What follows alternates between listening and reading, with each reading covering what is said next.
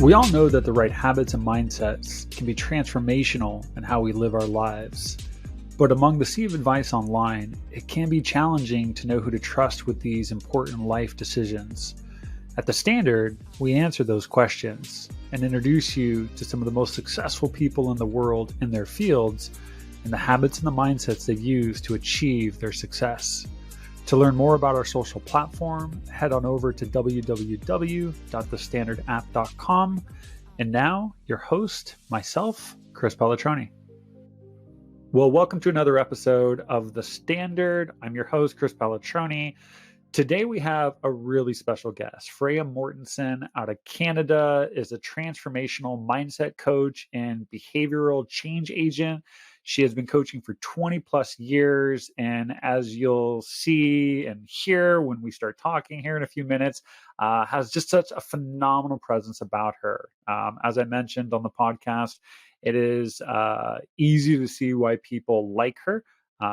And we just had such an interesting conversation. You know, the way she goes about some of her personal habits and mindsets are very different than my own and some of the other guests that I talked to. And I think you'll hear it and some of the questions that I asked her. I was really fascinated with how she does it and why she does it this way. And so she, gave us a fairly intimate glimpse into her life and some of the things that she does to take care of herself. And I'm just so excited that, a year ago when I first met her, she responded to my initial email. She was willing to be a participant on the platform. She was one of the first people on this podcast. And I just think the world of her. I think she delivers phenomenal content. And I'm just excited that she was willing to chat with us and share a little bit about her personal life. So without further ado, Fraya Mortensen. Well, sweet. Well, Fraya, thank you for joining me. I couldn't be more excited to talk with you. So I was super excited that you were willing to jump on and share a little bit about yourself. Yeah, I can't wait to have a discussion, Chris. Yeah. Well, I will say this, not exactly in stalker fashion, but in thorough preparation. I do a lot of research. So I think I read every Instagram post you had. I crawled through your website. I was trying to it's probably one of the funnest things that I do is I get to meet these phenomenal coaches. And I would say through this process too, I got fairly educated as to what an empath is. And I was like, wow, that sounds a lot like me as well. I think I checked off almost every single one of those boxes. So I think that should make for an interesting conversation. Well, first of all, how are you doing today? Great. Feeling good. It's Monday, it's 4:00 in the afternoon. Yeah. No, I'm in good spirits. Yeah. Now you're in Hamilton, Canada, right?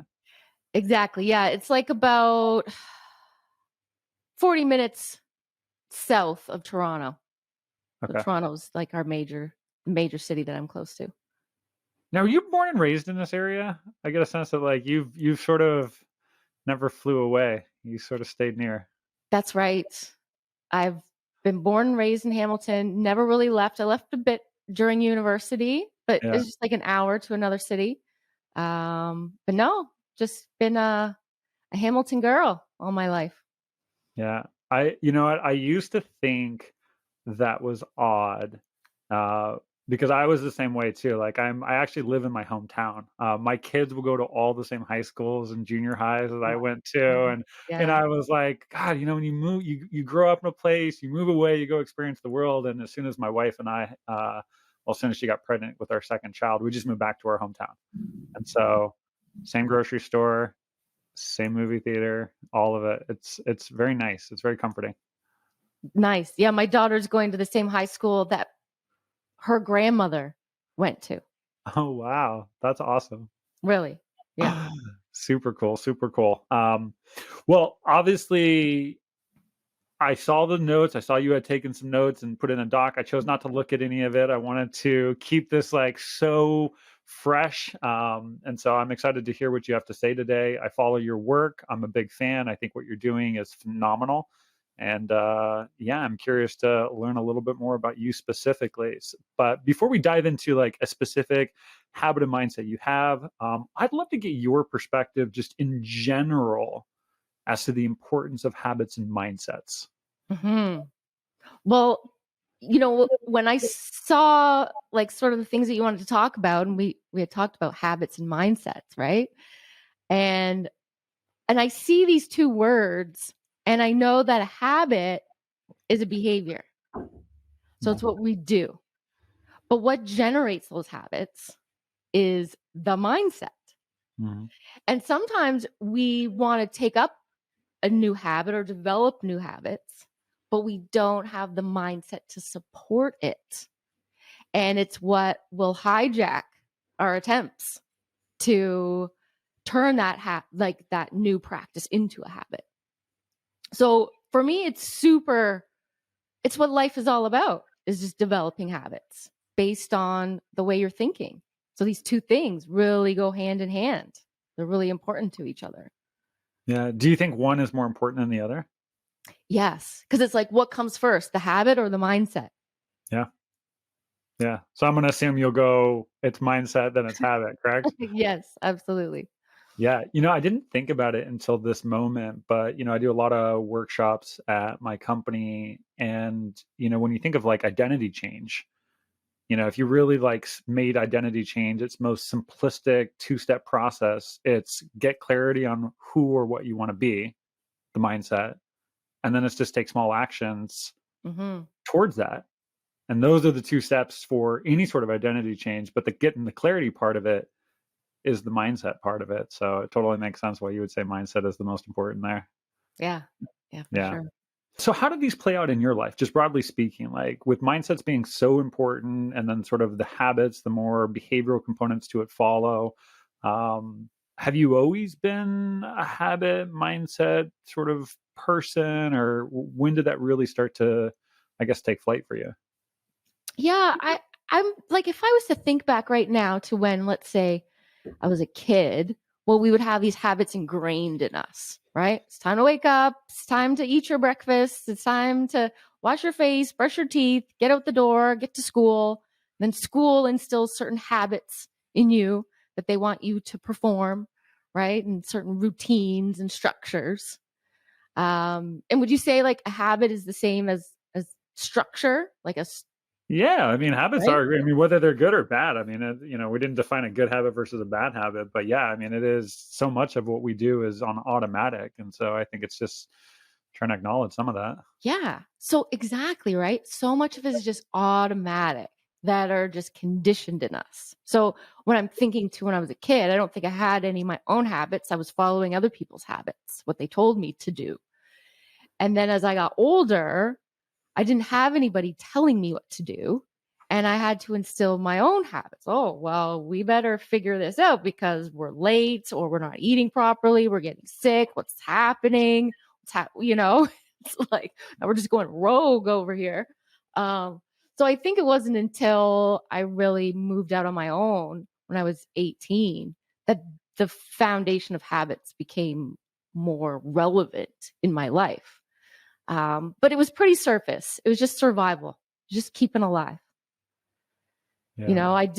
I can't say that I had it in my mind that this is like a habit that I have. Whereas now that I'm in my 40s, now I can specifically talk about those things. Because before it was just automatic, just doing things. So I can't even say that it wasn't until like maybe the last several years that habits started to develop. And what those habits that started to develop was a lot of mindfulness in terms of bedtime routine, morning routine, what I'm eating, what I'm thinking, what I'm doing with my body, and tuning into my body. So now it starts to unfold a lot more. Like I said, this word mindfully. Yeah. I always find it so interesting too. And I know a little bit of the last couple of years for you. I mean, there's been a lot of changes, right? I mean, I was looking at your background and which I do want to dive in for just like a micro moment here, but I mean, you've started your coaching career, you're back to writing, you've got a book coming out. I mean, like, and I think what's so interesting about habits is even if we feel like we've really got it together, right? We have these transitions and new things have to like happen. And so I have to imagine with all these changes, you've had to probably build new habits and figure out like, how do I be a successful businesswoman? And how do I write a book amongst all the other things I'm doing? And so maybe you talk a little bit about that. Like, have you seen these, I guess, evolutions to like how you're looking at your habits and what you're folding into your daily life? Yeah, big time. Big time. And time management is an important habit, right? How you're using your time. And so in my previous career with the government, I had a very succinct system in place for how I managed my time and getting things done. And so if something wasn't done on a particular day that I had on my calendar, then I would carry it over to the next day. It would become like this everlasting thing that kept getting carried over until it was done, or until I realized, yeah, we don't really need to do that. It's just, who cares? It's irrelevant. We'll take it off. um, but now, like in terms of time management and ideas and thoughts, I had to incorporate a big whiteboard. It's probably as big as that board that you have behind you there. Yeah. And it becomes my brain. So writing things down, and as I get older, I think, as I'm laying in bed, I'll remember that tomorrow. No, we won't. No, we won't. Don't fool yourself. Go write it down. So I'll take a little walk down the hallway to my whiteboard and write it down there. That's a habit of remembering things and making sure shit gets done. Because otherwise, it's not going to get done. If it's not written down, if I don't write it down, it's not going to get done. I have to see it. And then that visual of wiping it off. Okay, complete. Otherwise, it just stays up there. We've done that yet? Or it's, it wasn't that important. Let's get rid of it. Yeah. Don't be shy. I've actually got 4 of these in my office. This is just the one you get to That's see one, right eh? here. Yeah, that's Yeah. one. Well, vision's the most dominant sense we have. I Yeah. spent a lot of time learning on how to learn. And, when you talk about time management, I mean, geez Louise, if you ever figure out the recipe, please let me know. Me and my wife are constantly trying to figure out, like, okay, we have the same 24 hours everybody else has got. Yeah. How do we get more done in these 24? What are we not efficient or effective with? And, what can we swipe out? But yeah, I absolutely agree with you. Vision is our most dominating sense. If it is out of sight, it is completely out of mind. So I recommend to anybody, if you can put it up on a wall where you're going to see it, at least until it gets ingrained into your brain. That's probably the best way you're going to remember it, including things like birthdays and like dates. I'm horrible with that stuff. So Yeah. makes a lot of sense. I wanted to ask you real quick about just the work that you did, um, prior to this, so like your previous life, if you will, 20 years you spent as a, maybe you can give me like what exactly it is you did. I know you worked with a lot of different people. You encountered a lot of different things. I want to ask you a few questions around it, but maybe you can sort of set the stage as to what did you do for 20 years? Yeah.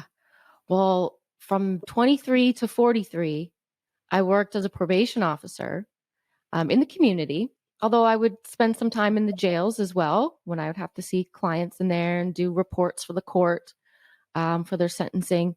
But I was dealing with, and I worked in my hometown of Hamilton. It's a population of about 500,000. And, we have a lot of vulnerable people here, like every major city would have, that's struggling with homelessness and mental health and addictions. And these are the people that I was helping. They would get into conflict with the law. The judge would tell them, we want you to see a probation officer for anywhere from a year to 3 years. And they're going to help you get your life on track so that we don't see you back here again. That's the goal. So yeah, I was very much like in a social worker role. The work that we did was very habilitative. You can use the word rehabilitated, but some of these people weren't even habilitated to begin with. There's nothing to rehabilitate. We got to start from the ground up, building habits, right? It's like, what are your habits? What are they serving you? Let's teach you some new ways of thinking, some new ways of being, so that you can have a better quality life, and so that the rest of our population can benefit from you having a better quality life, so that things aren't happening to you that are detrimental to our society or that are happening to other people as a result of your behavior. So yeah, so it was a lot of one-on-one work, a lot of group work that I would do too. I would facilitate groups in my office on various topics: substance use, relapse prevention, healthy relationships. And it was very rewarding, but also really draining because for me, I was the only one in these people's lives. That was it. Yeah. And I lost a lot of clients. I had a lot of clients who died during my supervision with them, overdosed, and you go through a lot of just trauma, in that regard. Vicarious trauma, compassion fatigue, burnout. It's you're showing up for these people. So then you have to remember to also show up for yourself at the end of the day, not carry that stuff with you at the end of the day, which is hard, really hard. So yeah, 20 years of that. But it was a wonderful, wonderful experience meeting people from all walks of life and just relating to them on a real non-judgmental level, just keeping it real with them. Did you ever think of yourself like as a coach when you were interacting with them? Yeah, totally. Yeah. Okay. Absolutely. We were seen as authority figures, Yeah. but we wanted to reduce that power imbalance. Like you're no better than me and I'm no better than you. Okay? Like let's bring this equality to one another because I'm here to help you. Hopefully you want to be helped. Not everybody did want to be helped. They were just there. Yeah, give me my next appointment. Let me get out of here. Yeah. I mean, knowing for you that, like, I mean, habits and mindsets are so critical. Mindsets being sort of the bedrock in which the habits grow from. You're out there coaching all walks of life with such a diverse spectrum of, I don't want to say issues, but we'll just broadly just say that, like, stuff that they're going through. Some of it incredibly complex. Is it naive to think it's like, as a coach, of like, God, if I could just get these people to pivot a little bit in the way they think or instill a couple good habits, like, man, the compound effect of a few tiny choices will eventually lead to a much better life. Like, is that naive in those situations, or No, it really isn't. It's about planting seeds, right? okay? So you recognize that you're planting seeds with people, and some people just take longer to germinate those seeds, right? Because they're not watering them all the time. They're not shining the sun on them all the time. Some of them, those seeds are getting dried up and there's nothing becoming of those seeds. So I got to keep planting them and watering them for them, hoping that when they leave my office, they'll continue those practices.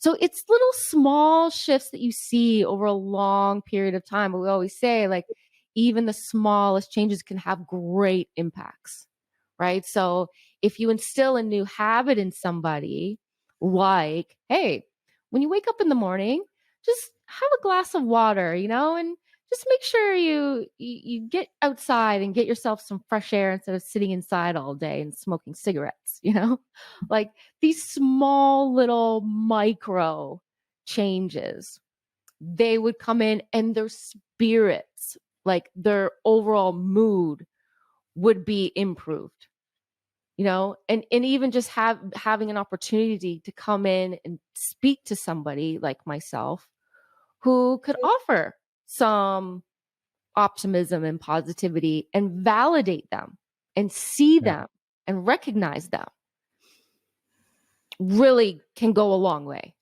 when those people go about the rest of their lives. Somebody saw something in me today that I didn't. That helps to water that seed a bit. Yeah, I love the nature analogies. I was thinking people stomping over the seeds too. That's another way to make sure stuff doesn't grow as well. Which I'm sure people out there, there's obviously I don't want to say a friend, but a social factor too that's hard to control, of other people that may be more around them that are influencing or nudging them in maybe not the right direction as well, that you've got to combat. So yeah, that's the thing. They have to go back to those environments that created those unhealthy habits to begin with. Yeah, super hard population to work with. Definitely. yeah, well, thank God there's people out there doing what you're doing, because yeah, I was thinking when you were talking, like, the emotional, although very rewarding, like, it's not something everybody can do because of the emotional toll that it puts on you. I mean, you've got to Yeah, I mean, let's be honest, we carry a lot of our work into our personal lives, and so like it's constantly there. I have a friend that's a nurse, and very different situation, but in similar in some ways, in which you're dealing with people maybe not at their best for whatever reason, and you can't change the direction of everybody's life, and so you're there where you can be, and you still got to recognize that they get to make their own decisions. That's not always easy to do. So Yeah. No, they gave us training in something called motivational interviewing, MI skills. So it's important to recognize where somebody is in their stages of change. Or like, are they not even thinking about change? Somebody's not even thinking about change. It doesn't matter what you want to tell them. What comes out of your mouth has no impact whatsoever. So you have to use certain little techniques and strategies to get them to move into, oh, yeah, maybe I do have a little problem with that, but I'm still not ready to deal with it. Okay, well, now they're recognizing it. Okay, but they're not ready to deal with it. So then we have to use some new techniques for that stage, as they go through along. So that's part of the coaching, right? Is recognizing where someone is, where do they want to be, and how to get them there. Well, I got to imagine one of the things here, and we're going to dive into your habits here in a second, but I have to imagine a prerequisite to be successful has to be able to build trust and rapport with people pretty quickly. And, I was smiling as I was doing all my research on you because, and I'm sure not new news to you. You got a great aura about you. It's not hard for people to like you. And that's obviously a prerequisite to deal with the public. It's a prerequisite to coach people. It's hard to be not liked or just have a general sense of like, I don't want this person around me, and be effective at coaching. And so I had to imagine people probably really picked up to you and opened up, which obviously helps you do your job better. So yeah. Yeah. Well, let's dive into your habits. So I'm so curious. I was about to read the doc, but I was like, nope, not going to do it. So I want to know, we're actually starting with habit, and then we'll go into mindset, but I recognize for you the mindset might be the most important. But from your perspective, like what is the single most important habit that you do that, contributes to your success or your overall mental health and well-being as a human? Yeah. And it comes down to being mindful, being in the present moment. That's the habit and the mindset. For me, is tuning in any given moment. What do we need right now? And, when you have a good toolbox, a good repertoire of habits to choose from, then you become really good at selecting the one that is the most useful at that time. Like, for example, somebody could have a habit of going for a run every morning, which is, can be strenuous, it's very highly active. But sometimes I might not need that. Sometimes my body might be saying, no, we need to do something restorative today. And we're not going to go for that run. And instead we're going to do some sun salutations and some flows instead. So it's the mindfulness that allows you to guide yourself into what is it that I need in any given moment. So I'm maximizing my potential. I'm like actually listening to what it is that I need. So okay, so let's dive into that, because I'm so curious. Maybe personally, because I struggle with always being in the moment. I'm a little bit more of the, well, if I said I'm going for a run today, like that run is going to happen. Like there are very few situations in which I say I will do something and it doesn't actually take place. So you have this more intuitive, maybe natural flow that you use. I remember Uma Katari, who's on the platform. She's from India. She's a fitness coach. She would talk a lot about this in the videos that she would share on the Standard. And I was like, I don't understand it. Like, how do you not stick to a schedule? And she's like, well, I'll just go where the day takes me. So I guess the first question I have for you is, has that always been something that you've done? Or is this more like, when did you become more intuitive to the moment versus I said I'm doing this at this time and I'm going to go do it? Like, when did that change for you? Yeah, once I became an entrepreneur. Okay. Okay. Recent. So this is over the last like 3 or 4 years. Yes. Okay. Yes. Because I used to be somebody who was very regimented about going to the gym. It's Tuesday, it's gym day, you must go. Here we go. If you don't, well, then you're going to carry a bunch of weight around. But and at that time, that was my habits. That's how it worked. I wouldn't have thought any different about it. Be like, yeah, that's my habit. I go to the gym on these days. I eat this kind of breakfast. This is what I do every day without fail. And I pride myself on my consistency and my discipline. And that's I was there. Until I took on like a big, massive undertaking of life change. And within that shift required a deep, now we need to go next level. Now we need to go next level in our habits. And next level is this mindfulness level. So I'd have to say that it's a progression in my own personal transformation as you go through these paths in life. What used to work doesn't work anymore. And so you have to adapt. And now what is it that I need? I need something, like you said, that word intuitive. Now I need to hone that intuitive mind, body, soul muscle on another level now. Now, is this every, like, maybe give me some context. Is this like everything you do in the day? It's like in that particular moment. So the day is built of, thousands of these moments. Is it, or is it blocks of the day? Like, I'm trying to understand, like, are you just free flowing all day long here? What's going on, Freya? Yeah, like sometimes people are like, hey, how was your day today? I'm like, it was flowy. It was a flowy day. I had a flowy day. And be like, what is that? What does that Of mean? course, I'm going to have things scheduled. Okay. So there are things that are scheduled in my day. Have to. Things have to get scheduled in order for them to be done. But in between those moments, I'm going to be spontaneous. I'm going to be in tune with the moment. So when I wake up in the morning, I'm always waking up at the same time. My brain's waking up and I'm checking in with myself immediately. Okay, what day is it today? What are we doing today? What do I need to do right now? What do I feel like I need to do? And going with that. Well, we have a meeting at 10 a.m. So how are we going to utilize that time until we have this meeting at 10? And then the meeting ends. And then I have a moment of reflection. Okay. We had that.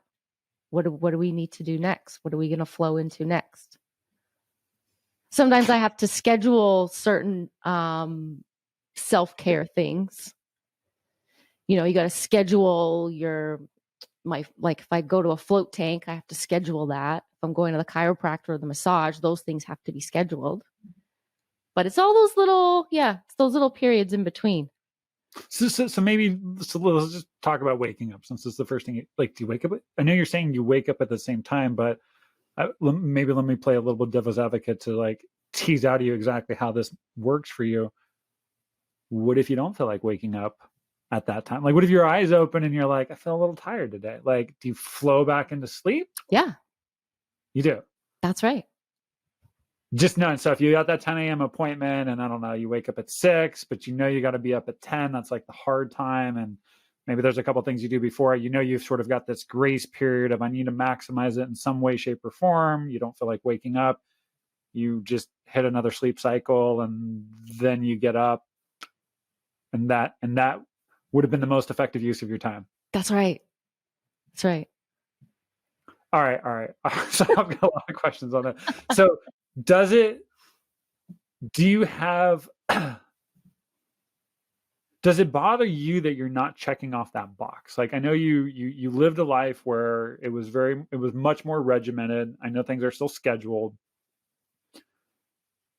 But have you just become completely at peace with the fact of like, I thought I was going to kind of do this morning, but that really wasn't my direction for today. I decided to sleep in. That was the best use of my time. Like, have you completely let go of the not checking off all the other items and just going with have you made peace with that? Yeah. Yeah. Because with the practice of mindfulness becomes the practice of non-judgment. And how good are you at that personal non-judgment at this point? Like, the non-judgment has been cultivating over like the last 20 plus years. Like when you're working in a criminal justice system that is based on judging people, and I would bring people into my office and practice non-judgment so that they could be afforded the best opportunity of building rapport and trust with me so that they could grow and try new things and build new skills and have confidence in themselves because somebody, the first person maybe that didn't judge them and just treated them like a human. When you do that to others, then you give that same compassion to yourself. And it applies to all of that. Oh, I said I wanted to do breath work when I woke up this morning, but instead I decided that I wanted to rest a little bit more. Okay, that's what we did. Cool. Good for you, Fraya. We can do so you feel like maybe those, breath work will happen tomorrow. We'll see.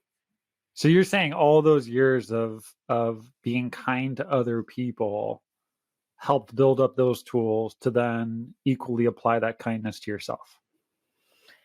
Yeah, if you want to replace kindness with non-judgment, yeah, that makes sense. Interesting. That's awesome. I mean, it's well, so let me ask this. Like, in those micro moments where you're making the decision of what you're going to do, in this case, sleep back in, or maybe it's something else. Maybe it's don't go for the run, do some yoga. That micro moment, whatever that is, how long is that? Is that a minute process? Is that a 5-minute process? Is it very taxing on you? Like, I guess that decision making fork in the road, like, what is that like? Yeah, it's just minute to minute, right? And I can have that moment just come naturally. I think it's obviously something that's hard to put into words, isn't it? What that experience is like. Just Well, being I'm thinking to myself, like, and I'd be curious your perspective on it, because you've been on both sides of this coin. I haven't been on the flowy side yet, or at least not quite the way that you are yet, but I'm very intrigued.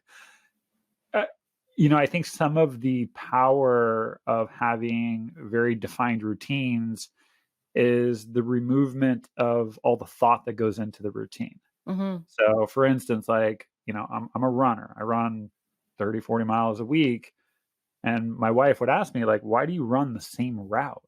And I do. Like, I run the same route. And it's because there's no thought involved at this point. Like, I walk out my door, and for the next 9 miles that I run, I don't have to think about it. I've been down that road literally like 1,000 times. I could probably run it with my eyes closed. Okay. I mean, I'm aware of what's going on, but but it's all very subconscious, and I can almost separate the physical component of running and mentally be somewhere else. And I think that's some of the beauty of running, is there's like this productive meditation component. Yeah. But I do it because if I was to go run a brand new trail, although there would be some very interesting, novel components to that, there would be a lot of thought of like, well, what turn did I just take? I got to figure out how to get my way back. And so just this micro example of running is, for the 2 hours that I do this process from getting ready all the way, it's just very habitualized, it's very ritualized at this point. Yep. And so there's no energy that I spend on thinking about, what route am I going to take? What's the distance today? It's just all plug and play, where, and correct me if I'm wrong, I feel like, not being in your shoes, that like, man, I have to think about what I want to do at all these different moments of my day. Would that not be taxing on my system? I'm just curious, like, is it, or maybe it's not? No. And like when you give that example of going for a run and running the same route, and you don't have to think about it, it's just automatic and it becomes meditative. Then you've moved yourself into a mindful state where you're in that moment. You're listening to your breath, you're hearing your feet on the ground. Maybe you're tuning into other sounds in your environment because you don't have to overly think about anything else, so you can be really present and aware. And so it's kind of like going down that same landscape, right? When I wake up in the morning, it's very familiar. But I have so many routes that I can choose from. This is what I was saying. When you have a really good repertoire of self-care habits, you've gone down many different paths of healthy habits. And so it's just a matter of like a choose your own adventure. Which one are we going to go down this morning? So it's not an exhausting process when you've been practicing it for that long, when you know all these different things and you just naturally flow into it. Makes a lot of sense. Let's get to the other side of this flowiness. Having seen both sides of this, what does this more intuitive decision making give you that wasn't there prior? So when you were very, hey, I'm going to the gym, or I'm waking up at this time, or maybe I'm eating this meal, or whatever the healthy habit was that you would say, I'm going to do this and I'm not going to deviate. Now you're being much more intuitive with the way you make those decisions. What's the benefit that you're receiving from this? Mm-hmm. Yeah, it's just growing that intuitive muscle more and more. Increased synchronicity, increased like manifesting things are happening really fast, a lot faster than ever. You know, like I could think about something and then the next second a song comes on that plays the exact thought that I was thinking. Or I can think about I need to send an email to someone, and then I go and they've already sent me the email and it's already there. Or even just things of trying to think of an example the other day. I mean, you don't take the you get to a point where you have to catch them. You notice them. So when you act more intuitively, you become more aware and you start to notice your how much of a powerful being you are. And it becomes very exciting. It's like this game that we're playing because you're leading by your energy instead of being led by, like, you're being led internally then externally, which Yeah. comes a very strong level of inner peace and contentment and trust and faith and knowing that whatever's going to happen it's going to happen. We don't really need to think about things. They're just going to take place. We have to take action to make these things happen, but we don't have to work so hard at it. It's going to come naturally. That's awesome. Be like water, just be like water. No, I can see the practicality in that. I was hoping you would say like magically I have like more energy than I've ever had before, but I mean you're also saying that like things just happen for you, and it sounds like there's although you're not using these words, a certain like efficiency to life, if you will, by just doing what you think is right in that particular moment. And it sounds like, correct me if I'm wrong, that the more you practice this mindfulness in all these different moments in your day, that's actually strengthening that muscle, if you will, and it makes it easier and easier for you to continue down this intuitive path. Is that a safe way? Or Yeah, because I used to be very rigid in routine, lacking a lot of spontaneity. Being spontaneous, I was afraid of that. It would bring me fear because I liked plans and needed to have everything going. So this has been a challenge for me to accept as a way to become more of a spontaneous person and less rigid. Yeah. That's awesome. That's awesome. Is there any part of this particular practice that's hard for you at this point? No, and because the way my mindset is I don't see something as hard. Like, I'll embrace if it's hard. So if it's hard, that's good. Something is hard, that's positive. That's a good thing. I love it. I love it. This is great. This is great. And maybe just a quick detour on this. You're a mother as well, right? You have a daughter. Yeah. How has this practice helped in your relationship with your child? Oh man, being a parent is the hardest thing ever. You can Yeah, relate. I got 2 kids. I'm trying to, like, you school me here a little bit because Oh I wish god, I was I more. can't. Yeah. Darn it. That is my biggest challenge, being a mom. It's the hardest job. It's the hardest skill because it's always changing. And so goes back to what I was saying in being very rigid and controlling. And so when I start to shift into going with the flow more and being more accepting and non-judgmental, then that affects my parenting, right? And I'm going to be firm but fair, um, but allowing things to happen. And like, it's my daughter's my biggest teacher. She teaches me so much about me and how I need to adjust myself. Yeah, I don't know if I answered your question, but Well, I think there's 2 things there is, like, I think most parents, overgeneralization here, would say it's very hard to be in the moment with your kid all the time. You know, I mean, I mean, my brain's like, oh, well, what about this and this work event and whatnot, and it's hard. I mean, kids just want your attention, and so I've got slightly younger children. I've got a 9 and an 11-year-old boy, and I want to play Legos or want to go shoot mhm, hoops or do mhm. something, and it's like, okay, like how much time do I got here? And it's not the right. I know it's not the right way to look at it. So I guess I was thinking that this more intuitive way that you go about things would make for the time that you spend together so much more valuable because you're in that moment. So I think that's sort of a little bit where I was maybe leading the question. Yeah.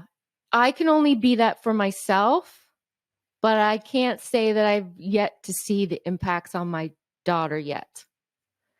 If that's what you're saying, like how that influences them, my own mindful habits, how she's in her own world. She's 15. She's doing her Yeah. own thing.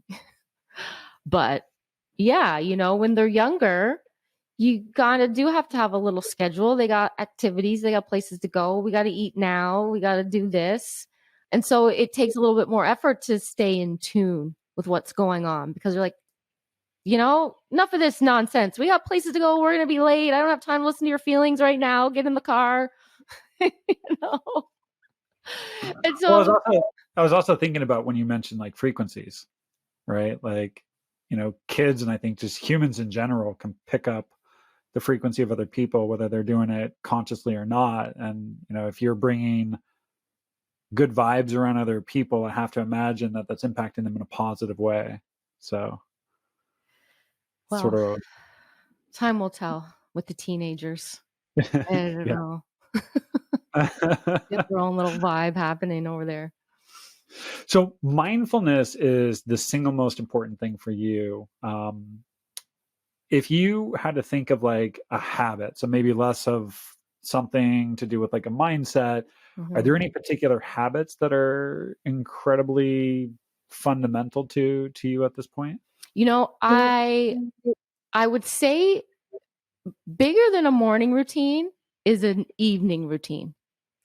I really cherish that time before I shut it down. Like there's a point in the evening where it's time to shut it down. We're turning our phone off. We're not having any conversations. And I'm coming over to my whiteboard and I'm writing down what I have to do the next day, visualizing it. I'm putting in other little intentional things that maybe I might like to do. And if it happens, great. If it doesn't, it doesn't. And I'm taking myself to bed and I'm, being very mindful about my sleep environment. My my living environment is going to be very clutter free, minimalist because we don't have room for busy things because the mind can already do that on its own. So we got to make sure that my space is very purposeful and just taking some time to journal, reflecting, a lot of deep reflections and visualizations of what I want to see happen in the next day when I wake up. Sometimes I'll even use some vibrational frequencies to sleep with at nighttime just to really solidify that. So it's very intentional. It's like feeling alive on purpose, and we are here. We are in, this magnificent human body energy that we get to be here on this planet Earth. And I remind myself that I have a mission to accomplish. And so I visualize that every night before I go to bed. And for That's me, beautiful. that's the biggest habit that I've developed. Would you say there's an intuitive component to that as well, in terms of like how you start it and maybe some of the sequential things that you go through? And there's a lot of like self-talk happening. There's a lot of like, the little cheerleader in my head that's following me around. It's like, okay, let's go and do this, and we're gonna write this down. This is what we're gonna do. This is what we're gonna do. This is just like this other person. It's me that's talking to myself in this way of encouragement, right? It's very encouraging, and just being in tune, right? So it's like a higher guidance, that higher self that's leading the way. Yeah, you mentioned a lot of interesting things there, from your writing things down on a board. I've talked to a lot of people that are like, it's maybe the things you didn't get done today or the things you're hoping to get done tomorrow. I know you have maybe they happen, maybe they don't. You're okay either way. So I think that's beautiful. But there's definitely a planning component to that. There's a journaling component to that. Do you just journal at night, or do you journal at other parts of your day as well? No, usually it's in the evening. Sometimes on the weekend I might journal also, like on a document on the computer in the morning, but typically in the evening. Yeah. Is there a typical structure that you follow? I have a lot of people that always ask me questions of like, should I do the 3 things, what went well? Should I just free flow writing? Like, should I put a timer to it? But I mean, I'm a big believer in journaling. It just helps to crystallize the thoughts and get some of that mess out of the mind. Yeah, I have a lot of different journals. So I have a fear journal when I need to get all my fears out. I have a journal for gratitude, which I call my book of positive aspects. I have a goals journal. So that's business goals, what sort of things we'd like to see happen. And then there's a new moon intentions journal, which we write our intentions and manifestations. And then there's just a dump journal, where it's just the kitchen sink, like everything just goes in there and it's just free flowing and just getting it all out. That's awesome. That's awesome. I got to ask you this. I didn't plan on asking this question, but when you mentioned that you're more minimalist and that, you can't have all this clutter ever, I posed this question to my team at one point does outer order bring inner peace, or does inner peace bring outer order? Ooh. And I think you'll understand like the question really well, because, well, I'll let you answer it, but what are your thoughts on that? Yeah, it's like they're both influencing each other, because sometimes a lot of clutter on the outside is indicative of what's going on internally. And if internally you're having that inner peace, then your environment represents that as well. Is that like, that's how I understand that for me. Yeah. This is your question. Yeah. Yeah. Yeah. I'm constantly and just, removing the clutter and getting things back to their splendor and how I like them to look is a meditative experience. It's like instant gratification. It's like, there we go. It's all neat and tidy, and life is good again, Yeah. I found it really interesting asking this question to people, because I think there's a part of me that's like, well, it's always the inner order. That's what we have control over. We don't have control over the outer world. But at the same time, I don't like looking at messes. Like I work in my office in my backyard, and I mean, if you saw the way I do my landscape, I was almost a professional landscaper. So I mean, every blade of grass is cut. I'm really into flowers and whatnot, and I'm like, how much can I control, knowing that I don't have control over any of this stuff? But there's a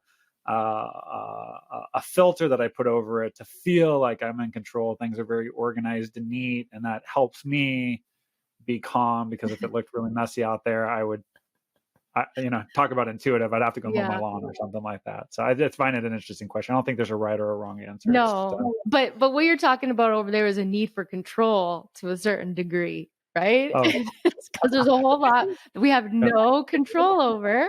So yeah. with the things that we do have control over, like, yeah, let me get in there.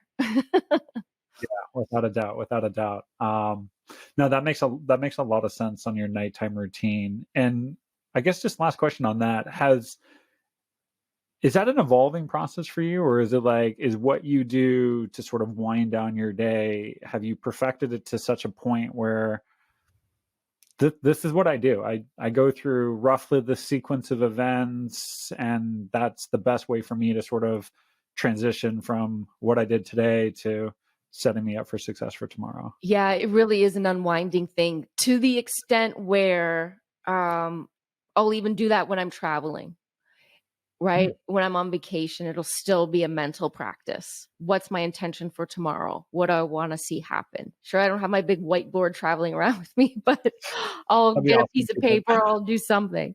Or even if I have like gone out for the evening and I'm coming home later than usual, I still need to have that time to unwind and to have that practice. So yeah, it's ingrained. That's something that's really ingrained.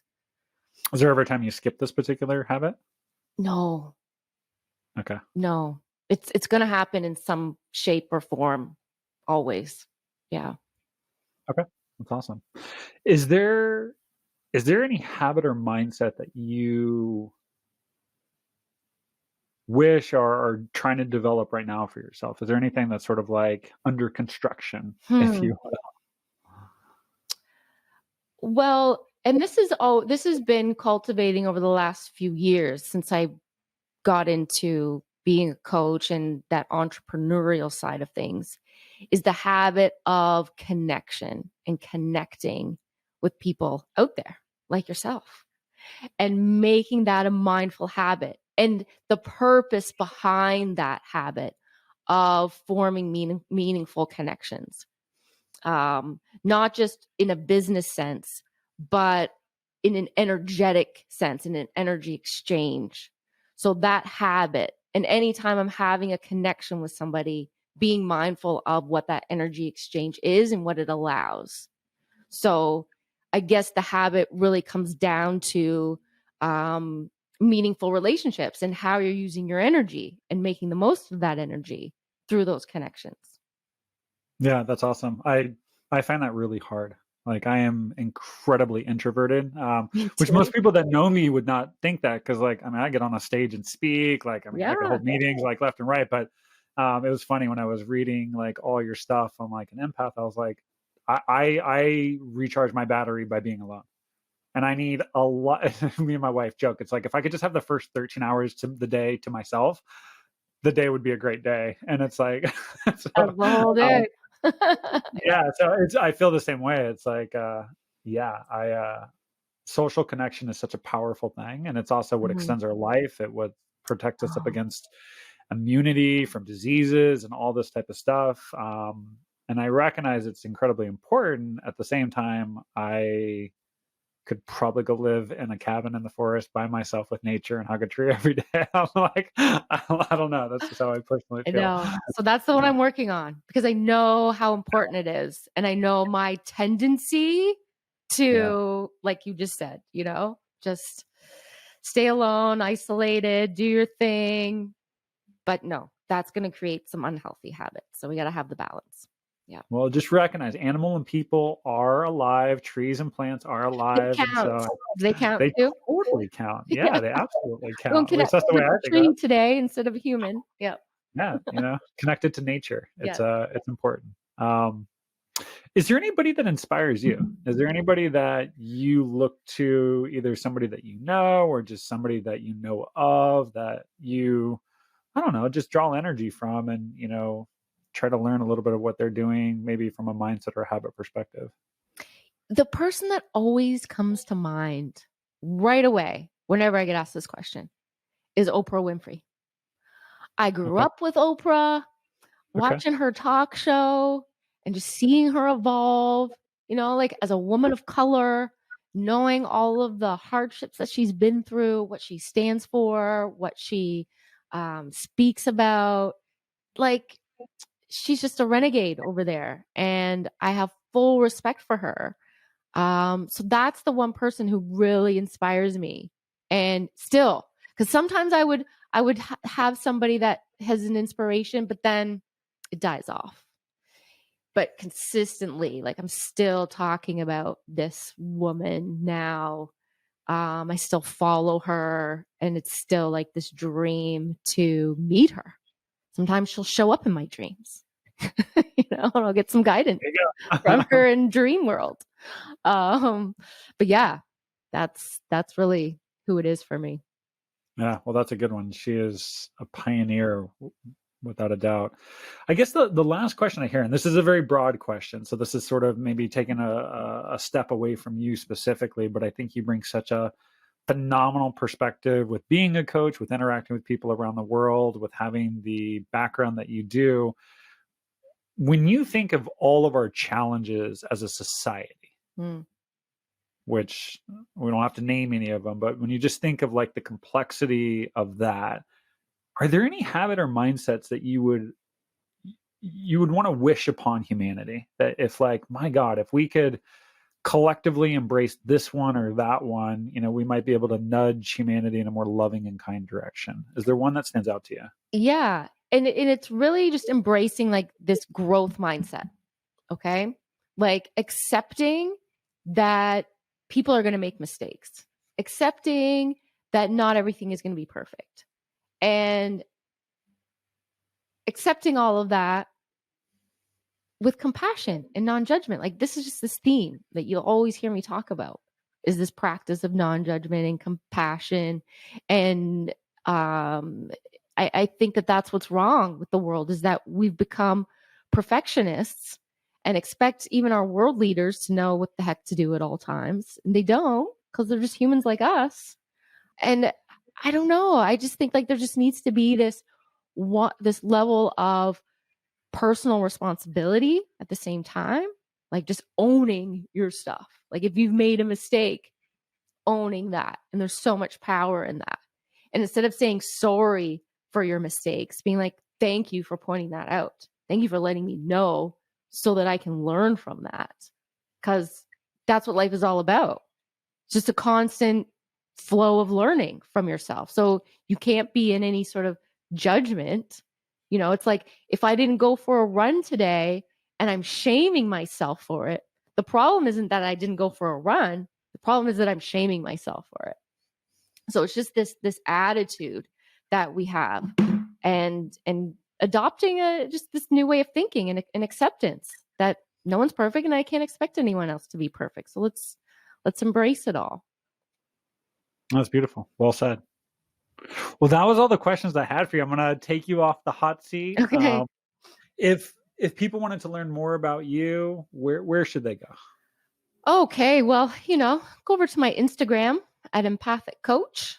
And otherwise, you can just Google my name, Fraya Mortensen, and you'll see a whole lot of things come up there. My website will probably come up, and other things that I've been up to, and can read up on what I do and my philosophy of life and all of that fun stuff that's coming up. Can you give us a sneak peek? You have a book coming out. I watched the video, so I won't do it, but maybe you could just, let the listeners know, like, what's coming out in the near future here. Yeah. So in the next few months, I'm going to be launching my first book. It's called Colors of the Mind.